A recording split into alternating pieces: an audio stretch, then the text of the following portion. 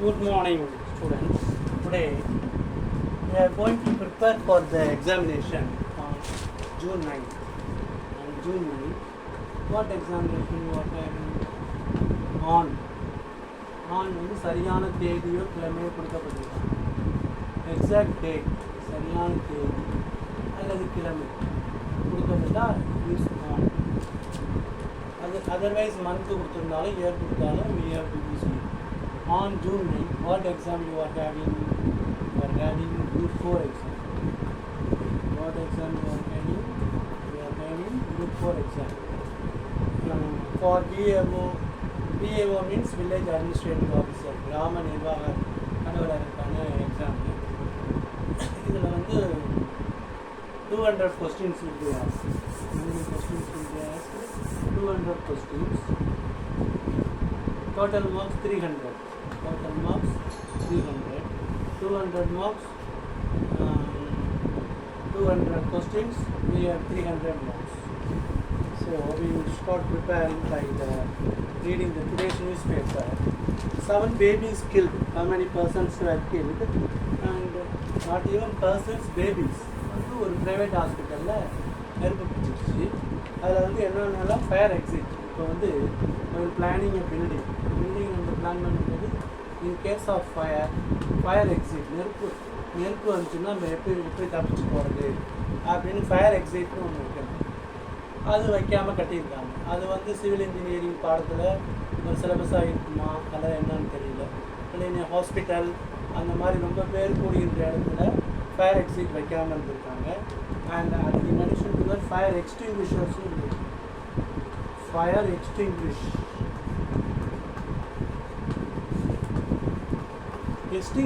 தீயை அணைத்தல். Fire extinguisher அப்படிங்கிற ஒரு இன்ஸ்ட்ருமெண்ட் இருக்கும். அதை யூஸ் பண்ணவும் தெரியணும். பட் இந்த ஃபெசிலிட்டிஸ் இல்லாததுனால வசதிகள் ஃபெசிலிட்டி அப்படின்னா வசதி. ஃபெசிலிட்டேட்னா மேக் ஈஸி. ஃபெசிலிட்டிலேருந்து வருது facilitate means make easy. Facilitation and felicitation. I want to draw the difference between the two words. Felicitation அப்படின்னா மேக் ஈஸி. ஃபெசிலிட்டேட் இப்போ வந்து 2 கிலோமீட்டருக்கு ஒரு ஸ்கூல் வைக்கிறாங்க. To facilitate the learning of rural students. ரூரல்னா கிராமம், அர்பன்னா நகரம், செமி அர்பன் அப்படின்னா புறநகர் பகுதி. The facilitate means to make easy, சுலபமாக்குறது. ஃபெசிலிட்டேட். இப்போ டீச்சர்ஸ் என்ன சொல்கிறாங்க? They are not teachers, they are facilitators. ஃபெசிலிட்டேட்னா சுலபமாக்குறது. ஃபெலிசிட்டேஷன் அப்படின்னா கல்யாணத்தில் வந்து ஒருத்தர் வாழ்த்து பேசுவாங்க. அது வந்து felicitation. You know the difference between two words. Facilitate and felicitate. Felicitate அப்படிங்கிறது வாழ்த்துறை.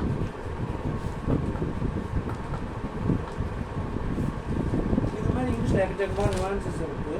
ஒரு மோர் தென் 100 வேர்ட்ஸ் இருக்குது. இப்போ ஸ்டேஷ்னரி அப்படிம்பாங்க. ஸ்டேஷ்னரி அப்படின்னா எழுதுபொருட்கள், பேப்பர், பேனா, பென்சில், இதுக்கு பேர் ஸ்டேஷ்னரி.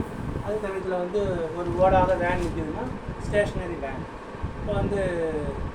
இப்போ நின்று கொண்டிருந்த வேனின் மீது கார் மோதியது. எப்படி இங்கிலீஷில் சொல்கிறதுனா கார் டேஷ். கார் ரேம் வேகமாக இருந்ததுன்னா ரேம்டுங்கிற வேலை. Car rammed into standing van. ஒரு வேன் வந்து நின்றுட்டு ஓடாமல் அப்படி வருமா? அதான் வர ஸ்டாண்டிங்னா தமிழில் உள்ள வார்த்தையை அப்படியே போடணும். ஸ்டாண்டிங் வேன் கிடையாது. Instant you have to use the word stationary. ஸ்டேஷ்னரினா அசையாமல் ஒரு இடத்துல நிற்கிற வண்டிக்கு பேர் stationary. Not standing van, it should be stationary. அப்போ இங்கே என்ன spelling? STATION. A order. A வந்துச்சுன்னா ஓடாமல் நிற்கிற வண்டின்னு அர்த்தம். இதே ஏக்கு மேலே ஈ போட்டால் எழுது பொருளில் பிடிக்கும். ஆனால் இது மட்டும் ஒன்று தான், ஸ்டேஷன். ஆனால் ERV ஸ்டேஷனர்னு போட்டால் எழுது பொருளில் பிடிக்கும். What does it refer to? எழுது பொருள்னா பேப்பர், பேனா, பென்சில், இது எல்லாமே எழுது பொருள் போடலாம். Now we know the difference between stationary and stationary. A போட்டால் ஓடாத வண்டி அப்படின்னு நிற்கிறது. Stationaryனா எழுதி போடுறது. That's the difference. Now we will see the newspaper.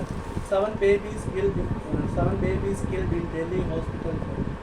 டெல்லியில் உள்ள ஒரு மருத்துவமனை விபத்தில் தீயில் வந்து 7 babies were killed. How many babies were killed? 7 babies killed in Delhi hospital fire.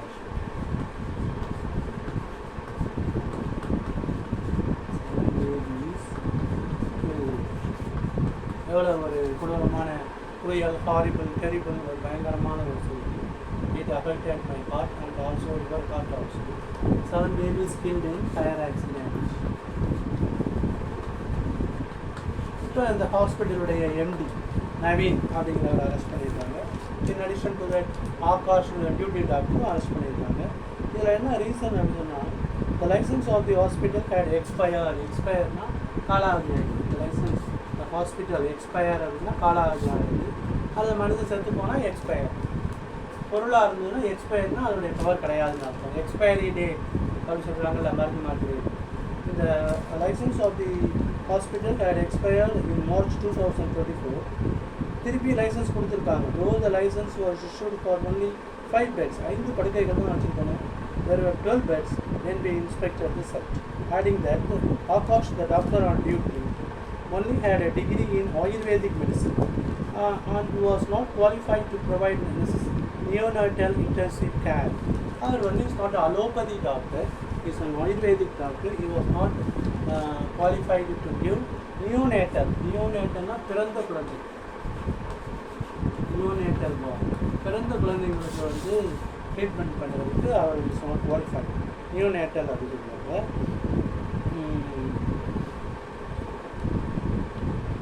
One of the dead infants was 25 days old. பிறந்து ஒரு மாதம் கூட ஆகல. One of the dead infant was just 25 days old. And while the other 6 மற்ற 6 குழந்தைகளும் ஒரு 15 நாள் தான், just 15 days old. நீ இதை கொண்டு ப்ரைவேட் ஹாஸ்பிட்டலில் வச்சாங்கன்னு தெரியல. So the MD of the hospital doctor Naveen, இந்த நவீன் டாக்டர் வந்து அரெஸ்ட் பண்ணியிருக்காங்க. So let us go to the next one. Hamas launches attack on Tel Aviv. Tel Aviv அப்படிங்கிறது என்னன்னு கேட்டால் இஸ்ரேலுடைய கேபிட்டல் சிட்டி. இப்போ அங்கே வந்து ஹமாஸ் வந்து சர்ப்ரைஸ் மிசைல் அட்டாக், ஒரு அதிர்ச்சியான ஏவுகணை தாக்குதலை பண்ணியிருக்கு. How far is it successful? அது தெரியல. ஹமாஸ் இந்த எக்ஸ்ட்ரீமிஸ்ட் குரூப், தீவிரவாத இயக்கம் ஹமாஸ் லான்ச்சஸ். ஹமாஸ் என்ன பண்ணுச்சு? Hamas launches attack. ஆல்ரெடி ஒரு மாதத்துக்கு முன்னாடி இதுதான் இப்போ போர ஆரம்பிச்சிது. இப்போ இது வந்து ஏறக்குறைய உளவு போர் லெவலில் போயிட்டுருக்கு. ஈரானும் அதில் கலந்துருச்சு. ஈரானுடைய பிரசிடென்ட் வந்து Ibrahim Raisi was killed in helicopter accident. இது ஏறக்குறைய நியூக்ளியர் இருக்க மாதிரி போகிற மாதிரி சொல்கிறாங்க. The spectre of nuclear conflict once again. Spectre அப்படின்னாக்கா ஒரு எலும்புக்கூடு மாதிரி தெரியும். ஸ்பெக்டர்னால் ஒரு பேய் மாதிரி. இது வேறு ஸ்கெப்டர் அப்படிங்கிறது அந்த செங்கோல். இது ரெண்டுக்கும் வேறு வித்தியாசம் இருக்குது. ஸ்பெக்டர் அப்படின்னா ஒரு நியூக்ளியர் வாளுடைய ஒரு பேய் மாதிரி இருக்கிறது ஸ்பெக்டர். ஸ்பெக்டர் அப்படின்னா பேய் அல்லது பிசாசு. ஸ்கெப்டர்னா செங்கோல், ராஜா வச்சுருக்கிறது. Difference between 2 words. Hamas launches attack on Tel Aviv. Tel Aviv is the capital of Israel. இப்போ இந்த இஸ்ரேல் ஒரு அயன் டோம் ஒன்று வச்சுருக்கீங்களா? அயன் டோம் அப்படின்னா என்னன்னாக்கா, எந்த ஒரு வெளிநாட்டில் ஒரு மிசைல் வந்தாலும் இது எலக்ட்ரானிக்காக உள்ள போகிறது வந்து அதை இன்டர்செப்ட் பண்ணி அழிச்சிருந்தோம். அது கண்ணுக்கு தெரியாத ஒரு அயன் டோம். அது எலக்ட்ரானிக்கால் ஆனப்பட்டது. அதை வந்து அயன் டோம் அப்படின்னு சொல்கிறாங்க. இன்னொரு ஃபயர் ஆக்சிடென்ட் ராஜ்கோட், குஜராத்தில் உள்ள ராஜ்கோட்டில், அதுவும் அதே மாதிரி குழந்தைகள் தான். 33 persons வேக்சின். எல்லாமே சின்ன பிள்ளைங்க தான். அங்கே வந்து 15 நாள் குழந்தைங்களும், இங்கே வந்து இங்கேயும் சிறுவர்கள் தான். அங்கே வந்து 7 babies killed. இங்கே வந்து 33 children. இந்த சம்மர் சீசனில் many people were getting killed in fire accidents. 33 children. எங்கே இருந்ததுன்னா குஜராத்தில் உள்ள ராஜ்கோட். குஜராத்தில் உள்ள ராஜ்கோட் இந்த இங்கே வந்து ஒரு கேமிங் சென்டர், எல்லோரும் கேம்ஸ் விளையாண்டுட்டு இருக்காங்க. அப்போ வந்து ஒரு ஃபயர் ஆக்சிடென்ட் ஏற்பட்டிருக்கு. At least 33 people were killed in the fire that broke out on Saturday evening at TRP Gaming Zone in Rajkot. Neither the state government nor the local administration have given any figures. அதாவது மாநிலம் வந்து எந்த வித எவ்வளோ பேர் செத்து போனாங்க casualties சம்மந்தமாக கொடுக்கலாங்க. However, the death toll, சாவு எண்ணிக்கை, death toll அப்படிங்கிற எண்ணிக்கை has gone to 33. இதில் வந்து ஃபயர் எக்ஸ்டிங்விஷர் எல்லாம் அதில் இல்லை, இதுலேயும் அந்த மாதிரி தான் இருந்திருக்கு. ரெமால். now go to third news item. ரெமால்ங்கிறது ஒரு சைக்ளோனிக் ஸ்டார்ம். இது வெஸ்ட் பெங்காலை அஃபெக்ட் பண்ணுது. ரெமால், வாட் இஸ் ரெமால் அப்படின்னா பெங்காலை அஃபெக்ட் பண்ணக்கூடிய ஒரு cyclonic storm. now we go to some preparation formulas. இப்போ வந்து ஒரு ஃபார்முலா போகும். இப்போ வந்து குமார் ஒரு வேலையை 5 நாளில் முடித்தார். Kumar can complete a day in 5 days. அப்போ ஒரு நாளில் குமார் எவ்வளோ வேலை செய்கிறாருன்னா 1/5.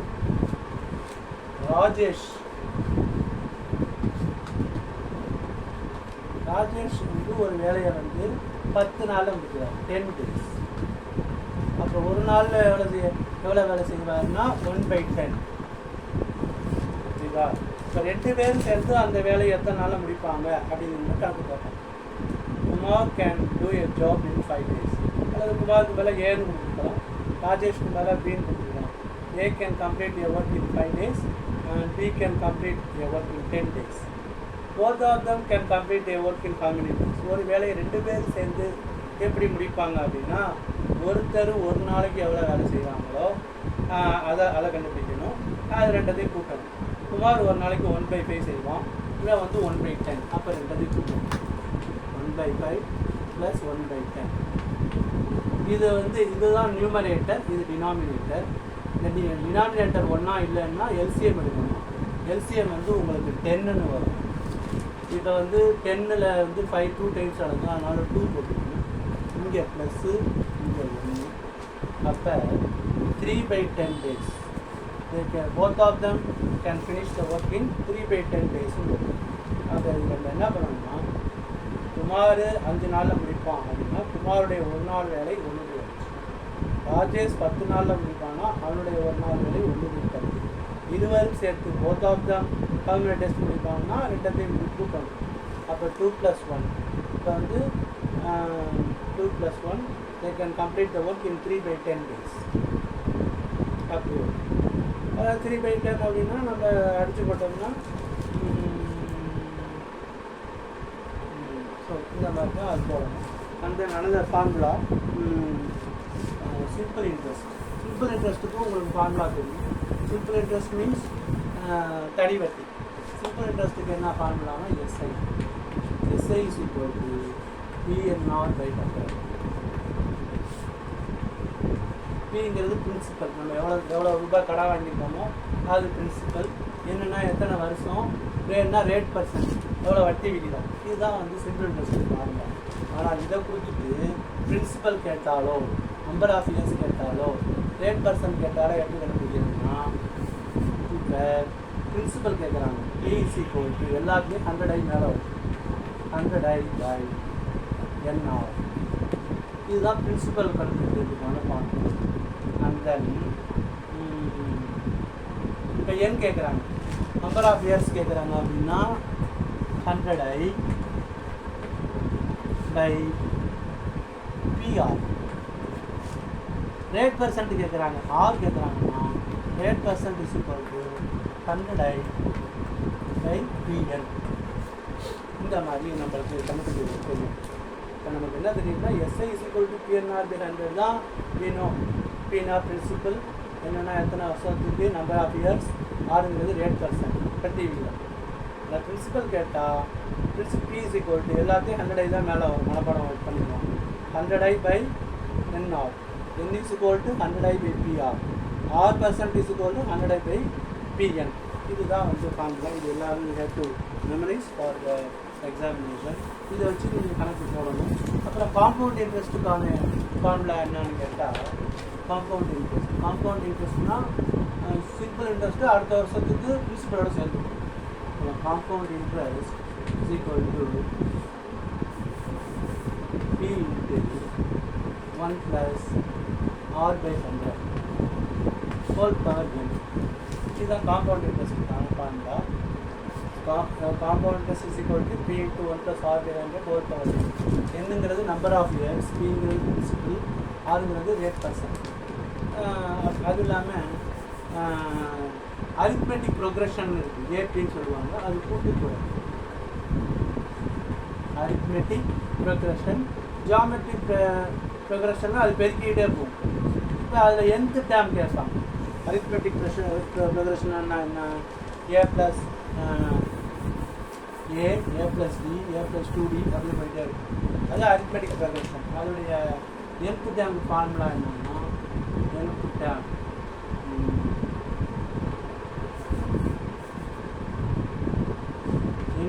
என்ன ஃபார்முலானா a plus n minus 1 into டிங்கிறது டிஃப்ரென்ஸ். இதே வந்து ஜாமெட்ரிக் வந்து ஏபின்னா கூட்டுத்தொடர். ஜாமெட்ரிக் ப்ரொக்ரஷன்னா பெருக்கிட்டு போகும். அதுக்கு nth டேர்ம்க்கு என்ன பண்ணுவாங்கன்னா a பவர் r மைனஸ் 1.